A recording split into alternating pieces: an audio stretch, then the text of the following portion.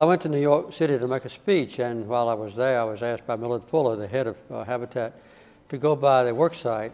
And when I got there, I saw a terrible 6-story building that was filled with debris. Eventually, we got 42 people that went up on a Trailways bus and had one of the most remarkable experiences of our life.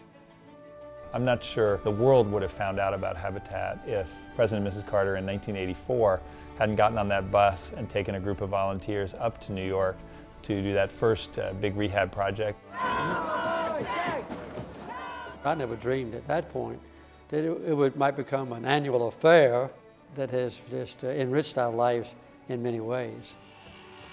I really can't make speeches at Habitat because I get so choked up. And I look and see the homeowners, and then I see all the wonderful volunteers who are just working to do something good for somebody who needs help. So I thank you.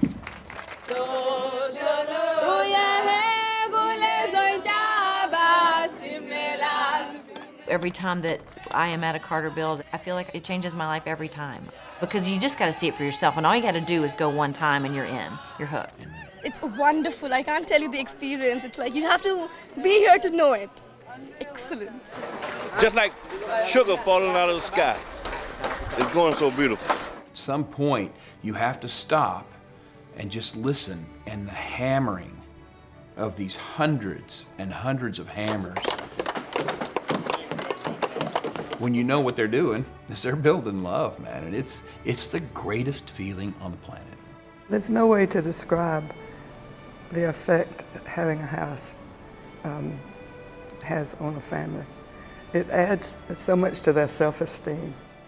In the '95, I was asked to speak to everybody, and as I'm talking, I couldn't help but remembering where we were coming from and where we were going. I just started crying. I was done. I couldn't continue. And as I was walking down, President Carter comes up and he hugs me, and he said, "It's people like you that make us proud of what we do." Just think about a 15-year-old kid hearing a former president say something like that. I believe that empowered me and made me who I am. I think it's a human right for anybody to not have to struggle for their basic needs. And really, this apartment is such a privilege to be able to not have to make tons of money just so that you can have a roof over your head. My kids and I, we have grown a lot closer. We've grown together in this house, and there's a lot of love in this house, and it was truly a great blessing for myself and my girls, a great blessing. Long live Chilkana, long live! Long live! Long live Chilkana, long live! Long live! More houses, more houses! More houses, more houses! More! Where are you gonna live? Gusto binigyan ni Carter. Saan ka daw titira? House number 6. House number 6, color blue. All right, and who helped build that house? Me, Carter. You like the book, Ella? There have been many times at the end of the week when the house was finished and we delivered a Bible and keys to their new house that we haven't all cried.